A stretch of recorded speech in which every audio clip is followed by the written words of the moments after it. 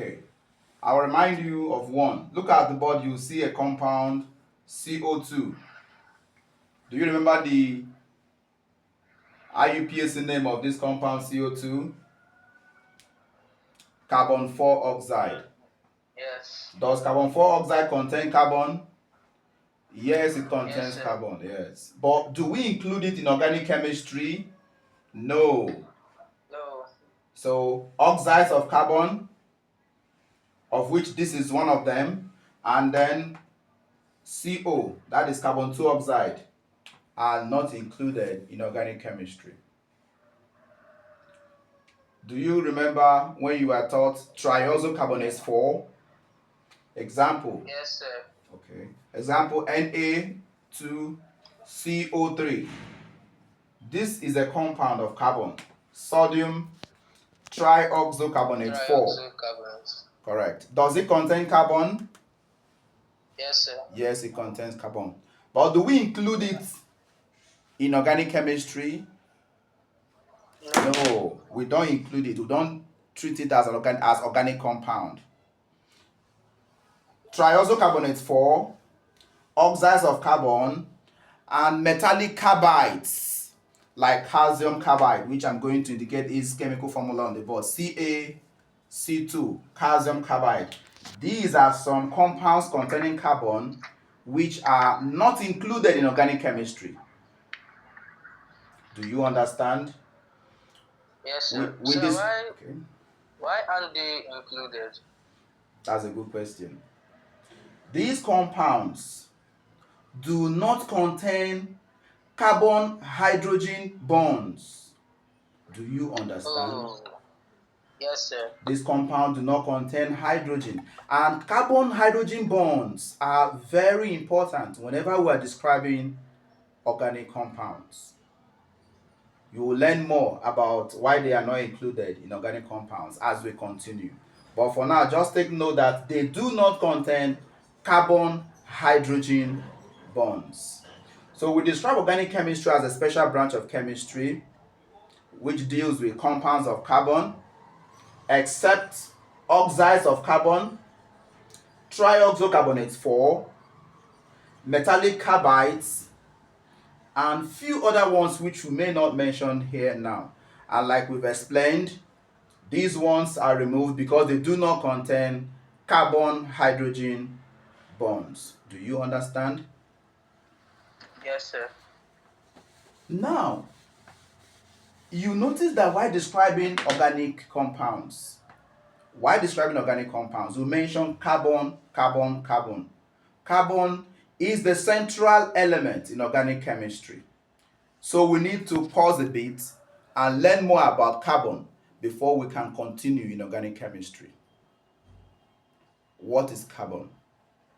What is the position of carbon in the modern periodic table? 6. You're correct. So if I represent carbon here, the atomic number is 6.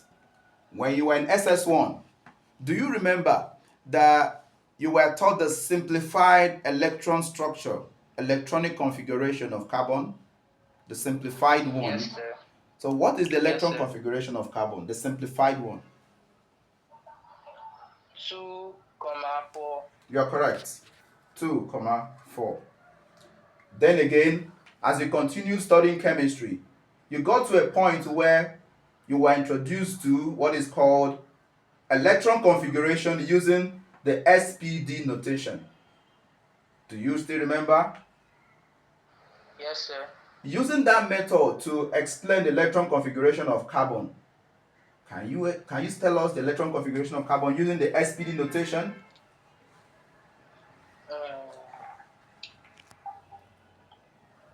1s2, 2s2, and I think 2p2. You are correct. 1s2, 2s2, and 2p2. You are very correct. What if somebody tells you to explain the electron configuration of carbon using what we call the electron box diagram? Using the electron box diagram. Do you still remember? Can you explain the electron configuration of carbon using the electron Yes, box sir. diagram? we are going to draw boxes, and each of these boxes is illustrating what we call degenerate orbital.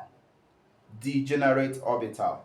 I'm going to wipe off these electron configuration of carbon on the board and then introduce the degenerate orbitals, the electron box diagram, because we need this to explain how carbon exhibits its excited state electron configuration. Do you understand? And in that case, I'm going to sketch on the board this first box, the second box, and then the third box. The third box is split into three. This first box stands for what you told us earlier. You said 1s2. So I'm going to include two electrons, one spinning this way, the other one spinning this way. The second box is the 2s2, and then the 2p2. Here is the 2p2. The 1, 2, 3 boxes, they are referring to the 2p orbitals. And like we said, degenerate orbitals. What are degenerate orbitals? These three boxes here are degenerate orbitals. They have equal energies. Equal energies. And we'll call this 2px, 2py, and 2pz. Do you still remember? Yes, sir. Are we going to put the two electrons into this 2px degenerate orbital? No, sir. Okay. Obeying. Yes. Do you remember the law we are going to obey? Le Chatelier? No, not really. It's called the Hund's rule. We're going to obey the Hund's rule. Oh, I made a mistake. Okay, that's the Hund's rule. You obey the Hund's rule. And what does the Hund's rule state? Do you still remember what Hund's rule states? Electrons are first put into their orbitals singly before pairing. You did well. But there's an adjective you omitted. Into degenerate orbitals. Look at these three boxes here. 1, 2, 3. They are degenerate orbitals. That is, orbitals having equal energies. Electrons are put into degenerate orbitals singly, first, before pairing. So if I give one electron to 2px, I'm going to give another electron to 2py. And like you said, you remember you told us 2p2. Do we have another electron that will go into this degenerate orbital?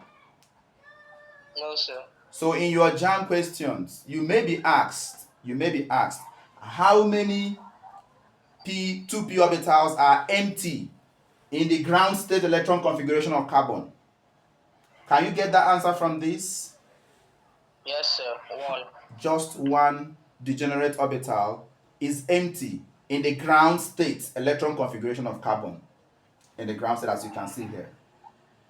When we say ground state, what do we mean? In its natural state. You are correct. That is when no energy has been given to it. Have we given any energy to this atom? No. No, sir. It is in its ground state. But is it possible to give energy to this atom in the form of electromagnetic radiation or any other form of energy? Sir. Yes, sir. Yes. And when you do that, what is going to happen? Look at what will happen. It becomes excited. Correct. It becomes excited. And when it becomes excited, what happens to the electrons? Look at this. They start. Go ahead. What happens to the electrons? They start getting paired before being placed singly first. You tried. Look at these two electrons in the 2s orbital. The two electrons here. In the excited state, the two electrons will unpair. Do you understand? Yes, sir. The two electrons will unpair and one will become promoted to this empty 2p degenerate orbital. Sir, I can't really see the other side of the board. Okay, this side where it is empty. Yes. Okay, but I think it's clearer now. Okay, so I'm going to erase this so that I can sketch. I'm going to sketch another electron configuration capturing the Horn's rule, where this empty orbital in the ground state has become occupied by one electron when the atom gets excited. So you may as well resketch along with me. I'm going to have Okay, sir. the three degenerate orbitals here. Sir, it's too low. The Oh, camera can't okay, really get okay, it. okay. So I'm going Maybe to. you can take off the first one. I've sketched it. It's okay. Now in the second one, what happens is that this electron here will unpair. I'm removing the electron in the 2s orbital.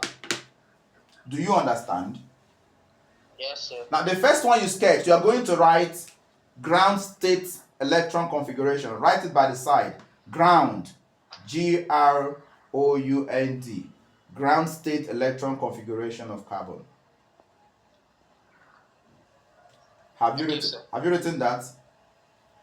Yes, sir. Then you skip a line or two lines and then sketch a fresh one. In the second one you're going to sketch, you're going to target excited state electron configuration. Excited state electron configuration. And remember, in the excited state, the 2s degenerate orbital, the 2s orbital is going to have only one electron, as you can see in this box. Are you seeing two lines here, two arrows here?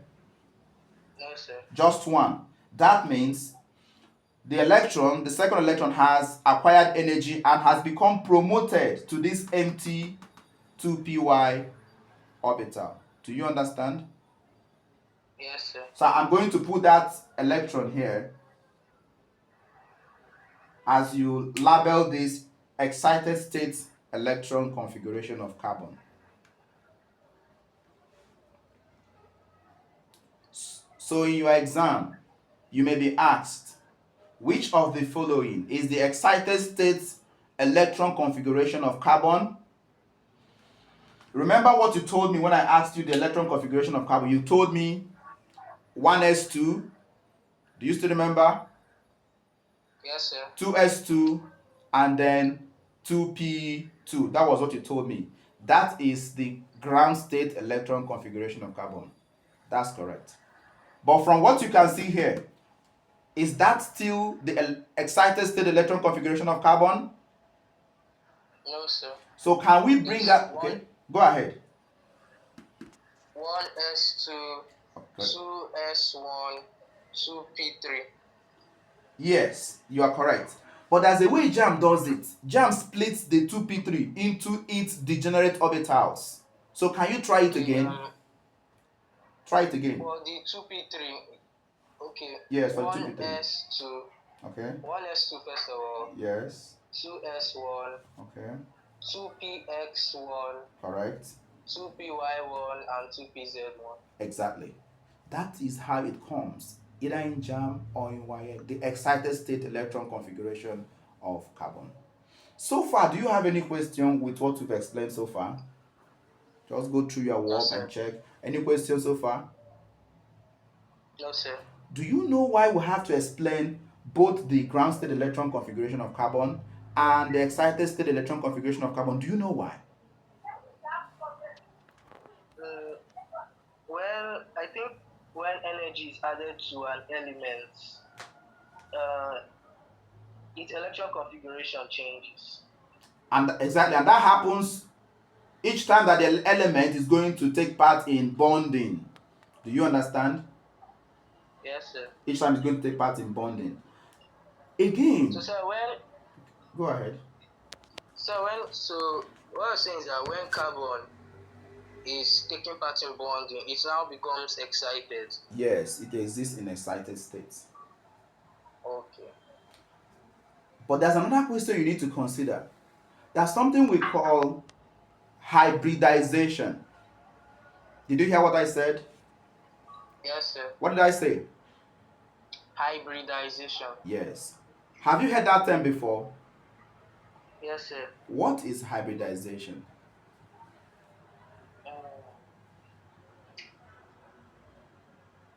I can't really remember too well, but I think it's when two different atoms come together to form a new atom from the combination of the two.